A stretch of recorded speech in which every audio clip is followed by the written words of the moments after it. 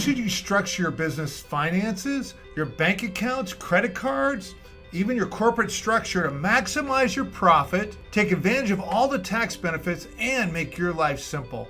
That is what I'm going to cover today in this video. Whether you're a newbie agent or you've been around, I think you're going to find great value.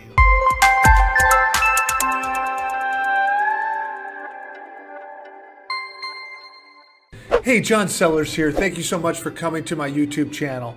Hey, if you are an agent and want to know more about how to build health, wealth, and freedom all into your life so that your business isn't just controlling everything, but you've built not only today, but the future for yourself, then you're going to want to like, subscribe, and stay on this channel, because that is what we talk about, how to build real wealth in all the areas of your life. Well, first, let's go ahead and do the disclaimers. I am not an accountant, so if you need to seek professional advice, go and do that. What I am is an agent that's been doing it for 30 years, become a multi-millionaire through real estate, selling real estate, investing, understanding the tax situations and implications.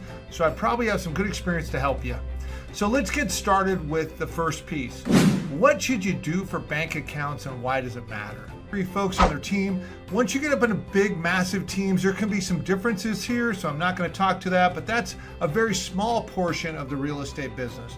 So first, you want to have 3 accounts. Why are these accounts critical? Because many people get started real estate and they're what we call commingling. They have a personal account that they're running their business through, they're sharing the credit cards. It gets very sloppy, and what happens, I find, is most people miss most of the tax write-offs they can take. Also, if they get audited, they're going to really have a hard time justifying their positions. So what should the accounts look like?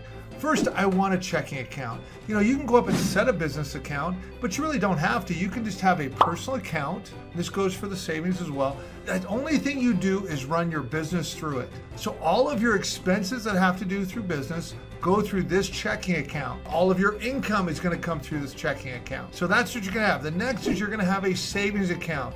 This is an account where when you have extra money, you're going to keep that money over there. Again, it could be a personal account with your name on it, but you only use it for business. Now, the third account you want to have is your tax account. So my recommendation is you take at least 30%, 25 to 30% out of every check that you receive from the broker, and you put in that account so that you are caught up with taxes.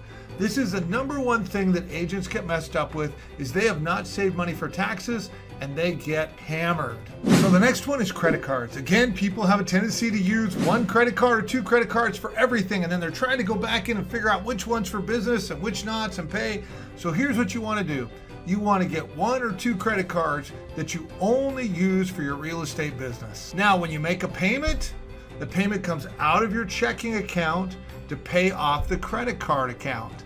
So it's very simple. Everything makes sense. We want to run everything through our business that we possibly can. So we have tax benefits. That means your car payments, if you're using it for business, should be putting through that bank account. When you're getting gas, it should always go through there. Auto insurance should be going through there. When you're going out to dinners with clients or friends that you talk about real estate, any travel that's related to business, any training, everything needs to run through that business credit card or your business checking account. That will make things, imagine how simple that's going to be now.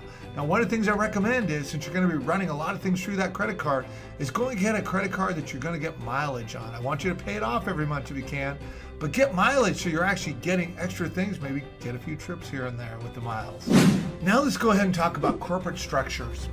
So I recommend that you don't even worry about corporate structures until you're netting after expenses somewhere in that $60,000, $70,000 range. Because once you become an LLC, is typically the way we're going to do it. It differs in each state, but typically it's going to be an LLC. And what happens is when you go to be an LLC, that means you're going to have to file a separate tax return, and you're going to have to file, you're going to have expenses for setting it up. So typically, until you're making 60 or 70, it's not worth it. But once you get to that number, you're typically going to set up an LLC. Now, at that point, you're probably going to need to update your bank accounts so that they're set up with that. It's very simple to do. So now you're going to have a business account with the corporate account numbers on it. Very simple to do. Don't worry about it. Very simple at that point. So why would you set up an LLC? First of all, some people think it's really to protect you. That's not mostly why. Mostly it's for tax benefits, because now you can start paying yourself a salary and you start having some savings from paying yourself in dividends rather than salary, and to avoid some of the self-employment tax, which is very expensive, especially as you started getting $100,000 or $200,000 in income. You want to start paying your salary and then getting the extra made in dividends, which you don't have to pay self-employment tax on. Again, I'm an accountant. You want to go and talk about this, but this is a really critical piece that can really make a difference in your long-term financial future. All right, so now you've got your business account set up, you've got your credit card, you potentially have a corporate account set up, but what is next? You want to have a bookkeeper or you want to do QuickBooks. One of the mistakes I see people make is they get a year down the road, now they're trying to go find all these receipts and figure everything out, and it becomes a mess. And what happens a lot of times, they put it off. So I've seen so many realtors that are 2 or 3 years behind in taxes because they're overwhelmed and they don't get started. So you want to figure out QuickBooks right away. If you're just starting real estate, it's going to be simple to learn because you're going to grow with it. If you're bound a little longer and you're busy, hire a bookkeeper that comes in. It's very inexpensive.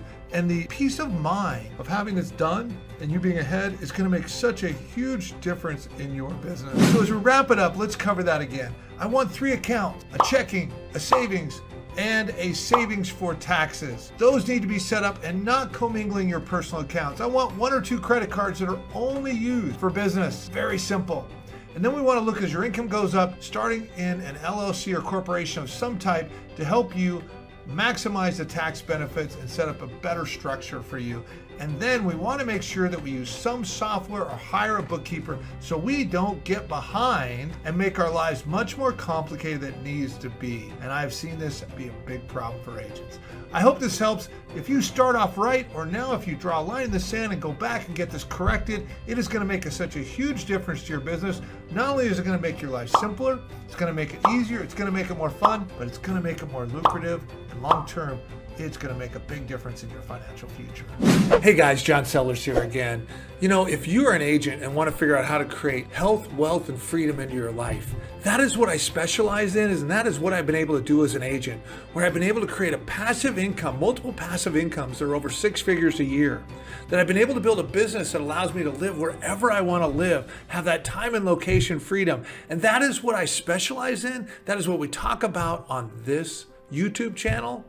So like and subscribe, and if you'd like to know more about how to create that freedom in your life, reach out to me. There's multiple ways to do it, and we should have a conversation.